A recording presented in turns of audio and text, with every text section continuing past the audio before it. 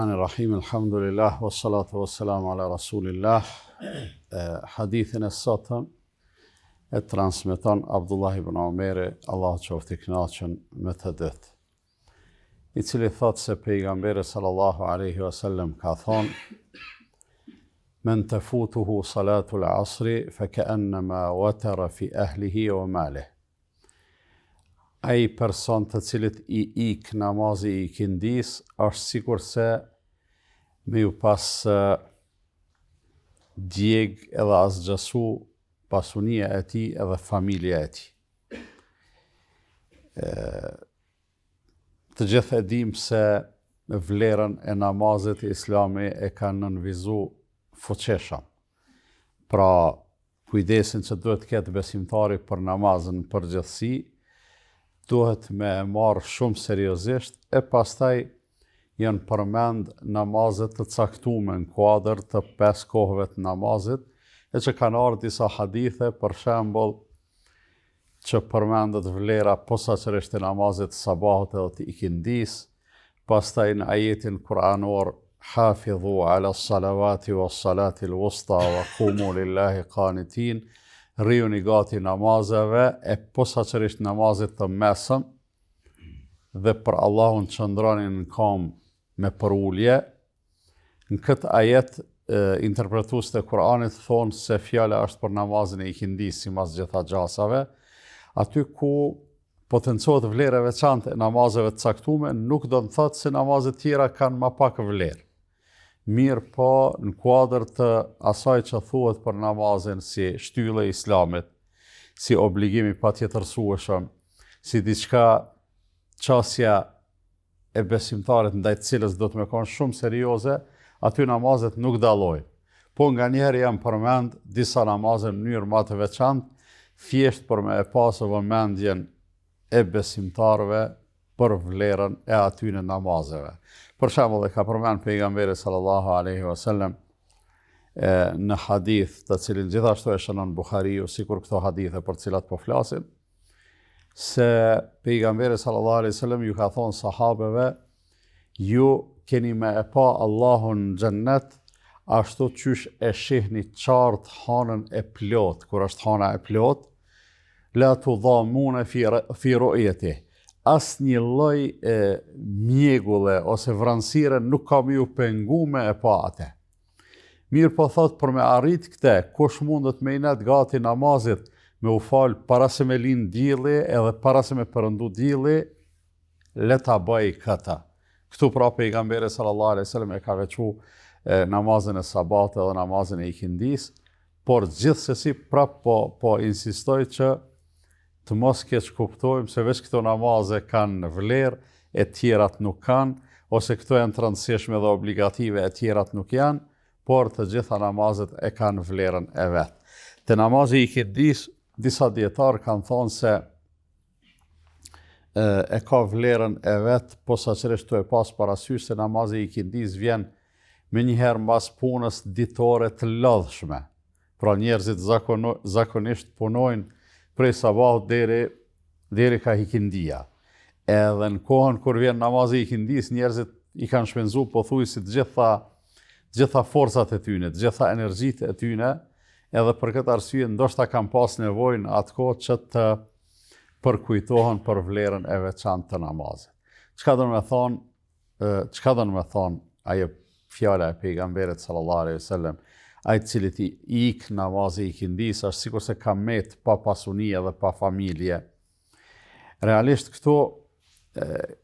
ky hadith nuk flet për obligueshmërinë e namazit, edhe nuk flet për braktisjen e namazit, po flet për vonimin e namazit, apo flet për mos pjesëmarrjen e muslimanit në namaz me xhamat.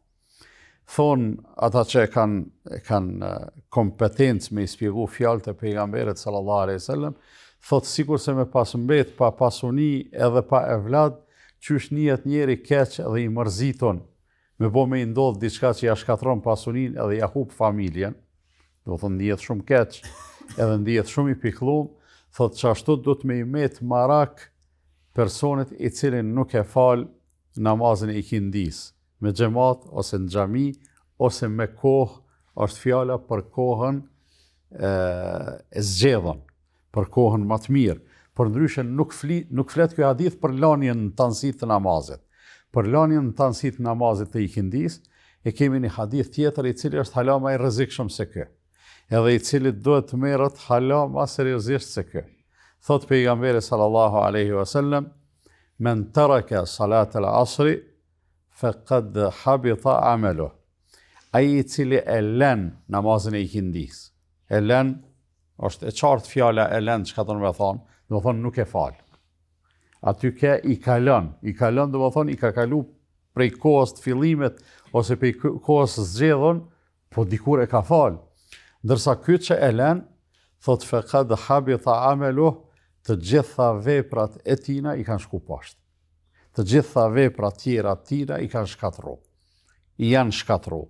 Tash në këtë rast, mundëm me kuptu edhe s'ka kurfar pengese që edhe nëse i ka falë 4 kohë tjera të namazit, sabah e drek e aksham e jaci. Po i ka iki ikindia ose e ka loni ikindin realisht. Në thonë rreziku është që të gjitha veprat e ti me shku poshtë edhe me u asgjësu. Thojnë madje dietarët e Islamit se që ky hadith në mënyrën më të qartë është dëshmi e fortë për ata të cilët thojnë edhe janë të mendimit se praktikja e namazit, sidomos kur është e qëllimshme, e nxjerr njeriu prej feje. Ju tonë e dini se ka dietarë që kanë thonë se njeri i cili nuk falet ka dalë prej feje. Ai i cili e lën namazin me qëllim ka dalë prej feje. Domethënë ka dietarë të tillë që thonë edhe kanë argumente shumë të fuqishme, e një prej tyre është edhe ky, në të cilin thot pejgamberi sallallahu alaihi wasallam se ai i cili e praktis namazin e ikindis i janë shkatërru të gjitha veprat. Andaj besimtari në asnjë mënyrë nuk e lën me qëllim namazin. Na tonë e dim se Allahu na ka dhënë edhe na ka ofruar zgjidhje edhe për situatat më emergjente, edhe për situatat më të pazakonta.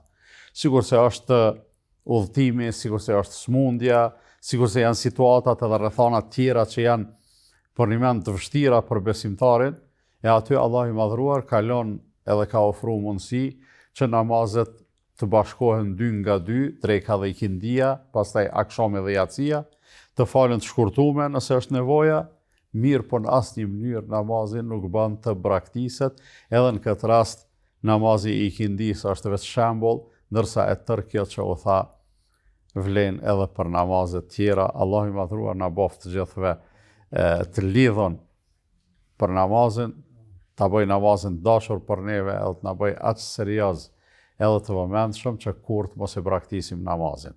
Për gjithë kësaj çka thash, përjashtohet harresa. Nëse dikush ka harru me u fal, a mundet me ndodh me harru dikush me u fal? Mundet me ndodh. Ka harru me e fal ikindin, i ka rënë mend mas akşamit, ose i ka rënë mend mas jacis, ose ditën e nesërme, atëherë për to se harresa është situatë në cilën ne nuk kemi kontroll. Kur ndodh harresa, besimtari e kryen punën që e ka lënë për shkak të harresës në moment kur i kujtohet. Mas një javë me ju kujtu se ka harru me e fal ikindin, e fal, edhe s'ka kurfar probleme për shkak se harresën nuk e kemi në kontroll. Allah ju shpërbleft për omendjen. Wa sallallahu ala nabiyina Muhammedin wa ala alihi wa sahbihi wa sallam tasliman kathira.